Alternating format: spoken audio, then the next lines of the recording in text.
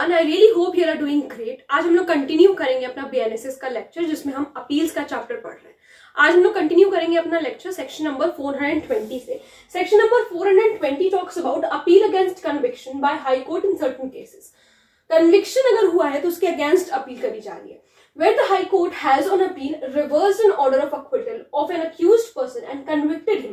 भाई मान लीजिए कोई अपील गई हाई कोर्ट के पास, हाई कोर्ट और जो ऑर्डर था वो अक्विटल का था निचली अदालत से, और उन्होंने क्या किया, हाई कोर्ट ने उस अक्यूज्ड पर्सन को कन्विक्ट कर दिया, ठीक है, और उसको सेंटेंस कर दिया डेथ से या फिर इम्प्रिजनमेंट फॉर लाइफ से, लाइफ इम्प्रिजनमेंट से, या फिर ऐसा इम्प्रिजनमेंट दे दिया जो कि 10 साल या 10 साल से ज्यादा का है, तो वो कहाँ अपील कर सकता है, वो सुप्रीम कोर्ट में अपील कर सकता है, ठीक है। फिर 421 से special right of appeal in certain cases कह रहा है, notwithstanding anything in this chapter, कह रहा है इस चैप्टर में कुछ भी लिखा है उसको हटा करके, when more persons than one are convicted in one trial, जैसे मान लीजिए 3 लोग हैं एक ट्रायल में, एंड एन अपीलेबल जजमेंट और ऑर्डर हैज बीन पास्ड, और एक ऐसा जजमेंट या ऑर्डर पास कर दिया गया है जिसकी अपील हो सकती है in respect of any of such person all और एनी ऑफ द पर्सन, चाहे तो वो सारे या उनमें से कोई भी कन्विक्टेड एट सच ट्रायल, जो भी उस ट्रायल में कन्विक्ट किए गए हैं, shall have a right of appeal, तो उनके पास राइट होगा अपील करने का। 422 में क्या बता रहा है, appeal to court of session how heard, किस तरीके से अगर कोर्ट ऑफ सेशन में अपील गई है तो वो कैसे सुनी जाएगी। कह रहा है subject to the provisions of subsection 2, कह रहा है सबसेक्शन 2 में जो भी कुछ लिखा हुआ है उसको मद्देनजर रखते हुए, ध्यान में रखते हुए, and appeal to the court of session या सेशन जज shall be heard by the session जज और एडिशनल सेशन जज। अगर कोर्ट ऑफ सेशन से या कोर्ट ऑफ सेशन में अगर अपील गई है तो कौन सुनेगा, या तो सेशन जज सुनेंगे या तो एडिशनल सेशन जज सुनेंगे। हमें पता है कि दोनों की पावर्स सेम होती हैं। Provided that an appeal against a conviction on trial held by magistrate, मान लीजिए मैजिस्ट्रेट ने अगर कोई कन्विक्शन करा है, ठीक है, ऑफ द सेकेंड क्लास यानी कि जेएमएससी, ठीक है, तो may be heard and disposed of by the CJM. अगर जेएमएससी ने कोई कन्विक्शन किया है, किसी की दोष सिद्धि करी है और अगर उसकी अपील होनी है तो वो कौन सुनेगा और कौन डिस्पोज ऑफ करेगा, सीजेएम करेंगे। Subsection 2 says an additional session judge or CJM shall hear only such appeals as the session judge of the division may by general or special order make over to him। जो additional session judge है या जो chief judicial magistrate है, ये दोनों सिर्फ वही appeal सुनेंगे जो कि सेशन जज इन्हें या तो जनरल ऑर्डर से या स्पेशल ऑर्डर से कहें, मेक ओवर करें कि आप इन पर्टिकुलर अपील को सुन सकते हो, या फिर हाई कोर्ट डायरेक्ट करें इन दोनों को सुनने के लिए। मतलब इनका कोई ओरिजिनल ज्यूरिसडिक्शन नहीं है किसी अपील को सुनने का। जब तक कि कोर्ट ऑफ सेशन इन्हें मेक ओवर नहीं करेंगे तब तक नहीं सुन सकते, या फिर हाई कोर्ट इन्हें डायरेक्ट कर दे जनरल या स्पेशल ऑर्डर से कि आपको ये अपील सुननी है तो ही ये सुन सकते हैं, ठीक है।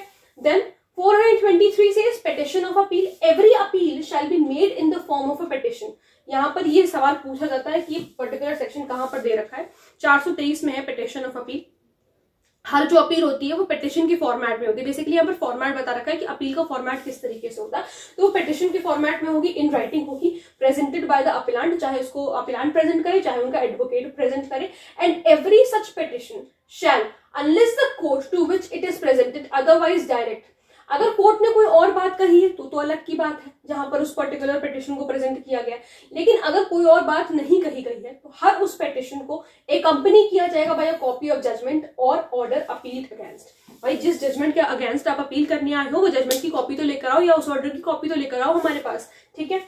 फिर 424 में क्या बता रहा है, procedure when appellant is in jail. मान लीजिए जिसको अपील करनी है वो ही जेल में है तो किस तरीके से प्रोसीजर होगा। अगर कह रहा है अपीलांट जेल में है तो he may present his petition of appeal and the copies accompanying the same to the officer in charge of the jail. Jailer का ही बेसिकली काम होता है, जो ऑफिसर इन चार्ज है जेल के वही जो है प्रेजेंट करेंगे। Who shall thereupon forward such petition and copies to the proper appellate court। और यही जेलर जो है वो पर्टिकुलर कॉपीज को और जो भी कॉपीज है, जजमेंट की कॉपीज वगैरह जो भी है, और उस पिटिशन को फॉरवर्ड करेंगे प्रॉपर अपीलेट कोर्ट के पास। अब आते हैं 425 पे। 425 क्या कह रहा है, summary dismissal of appeal. Summarily किस तरीके से अपील को डिसमिस किया जाएगा। समरीली बेसिकली थोड़ा सा क्विक प्रोसीजर होता है, थोड़ा सा फास्ट होता है procedure. Subsection 1 says, if upon examining the petition of appeal and copy of the judgment received under section 423 and 424, कह रहा है जब एग्जामिन करी जा रही है अपील की पिटिशन या उसका जो जजमेंट की कॉपी रिसीव करी गई है, the appellate court considers that there is no sufficient ground for interfering।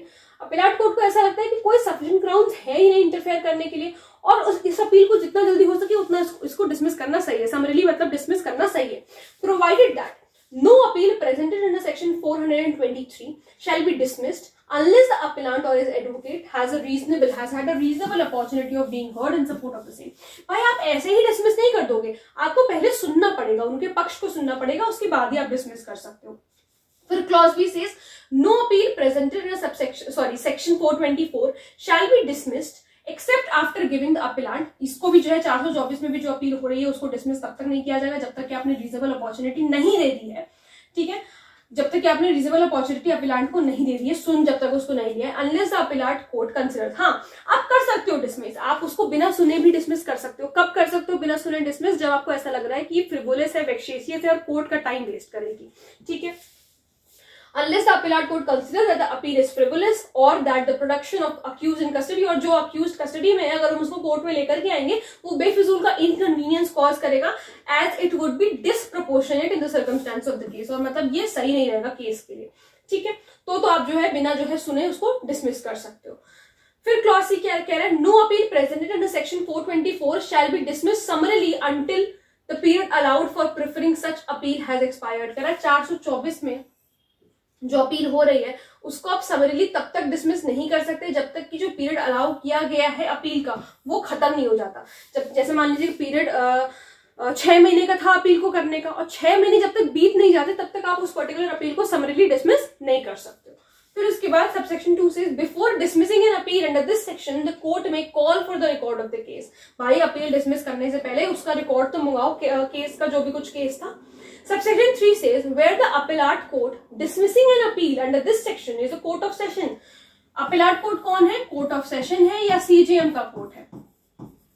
It shall record its reason for doing so. अगर आप डिसमिस कर रहे हैं महाशय तो आपको क्या करना पड़ेगा? रीजंस रिकॉर्ड करने पड़ेंगे. Subsection 4 says where an appeal presented in a section 424 has been dismissed summarily, आपने summarily dismiss कर दी, and the appellate court finds that another petition of appeal duly presented under section 422 on the behalf of same appellant has not been considered by it. कह रहा है कि आपने dismiss तो कर दी 424 में, और 423 में क्या किया गया है कि अपील की एक पिटिशन, दूसरी पिटिशन बेसिकली फाइल करी गई है और वहां पर वो सेम अपीलांट ही है जिसकी आपने पिटिशन डिसमिस करी. दैट कोर्ट में 434 में जो भी कुछ लिखा है उसको हटा के इफ सैटिस्फाइड, अगर उन्हें लग रहा है and it is necessary in the interest of justice, उन्हें ऐसा सही लग रहा है कि हमें न्याय करने के लिए इसको सुनना पड़ेगा क्योंकि दोबारा सेम अपीलांट ने कर दिया ना, तो हियर करेंगे और उसको डिस्पोज ऑफ करेंगे उस अपील को अकॉर्डिंग विद द लॉ. ठीक है, सो आई रियली होप आप लोगों को 425 तक सेक्शन समझ में आए होंगे. फिर भी अगर कोई डाउट है, कोई प्रॉब्लम है तो आप लोग मुझसे कमेंट सेक्शन में पूछ सकते हैं. मिलते हैं नेक्स्ट वीडियो में, तब तक ख्याल रखिए अपना, पढ़ते रहिए. Thank you so much.